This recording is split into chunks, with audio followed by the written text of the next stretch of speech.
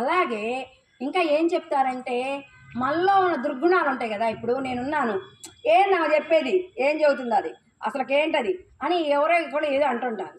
దానితో ఇక్కడ నేను తాళం వేస్తాను. అవునే ఏం చెప్పిందామో అన్నా అనుకో, ఇది కైకేయి చెప్పిన మాటలు నమ్మిద్ది. మందర మందర ఎవరు? మందర మందర చెప్పేవాళ్ళు మందరమ్మ మందర కైకేయి దగ్గర పరిచారిక చెప్పారు. అవును, కైకేయి పరిచారిక అనుకున్నాము.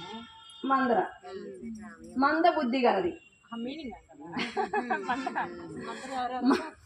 మంద బుద్ధి గలది, దానికి సొంతంగా నిర్ణయించుకోడు. ఎవరన్నా ఏమన్నా బాగుంటే ఈర్ష చూడలేదు. దీని తోడు చూడలేని వాళ్ళు ఇంకొకళ్ళు ఎవరిని అంటారంటే శూర్పణఖ. శూర్పణఖ ఎవరు? మీ బలి తెలిసింది, రావణాసురుడి శూర్పణఖ.